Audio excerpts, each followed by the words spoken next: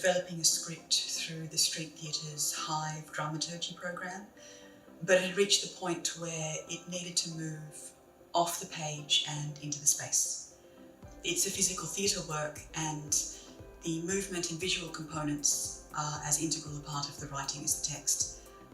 First Scene offered the perfect opportunity for me to be able to work with a small ensemble of professional physical theatre actors to really dig into the physical language of this work. First Scene is an established program which offers ongoing support for playwrights and theatre makers to develop new works for the stage. You receive support in the form of funding and space, as you might with an ordinary arts grant, but it's also combined with the support structure of the Street Theatre, their resources, their expertise, their platform to reach a wider audience in a way that builds relationships between the artist, the venue, and the audiences in Canberra. The Street Theatre is the main independent theatre venue producing Canberran work, and these programs that they offer, like First Scene, for development of new works really support the career of local artists as well as the ongoing evolution of their practice.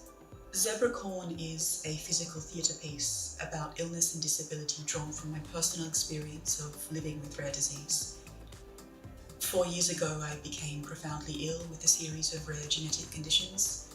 I went from being a practicing theatre artist to suddenly being thrust into this surreal existence of having to struggle with strange and extreme symptoms, a body whose rules no longer made any sense, a dysfunctional medical system, and a catastrophic loss of identity. Zebracorn unearthed some of the hidden truths of living this type of life, using both intimate personal narrative and also looking at the larger political frame as it relates to illness and disability. The play deals with some fairly confronting subject matter, but it's also playful, humorous, and theatrically inventive. Audiences might see something that is very far from their own realm of experience, but at the same time recognise something inside it, perhaps something universal about the human experience. This residency is also an experiment in access. We'll be playing around with technology and ways of making the venue accessible to people like me who might be living with severe mobility or immunologic restriction. We hope we can create a structure that will support the voices and work of artists who might otherwise be excluded from mainstream creative spaces.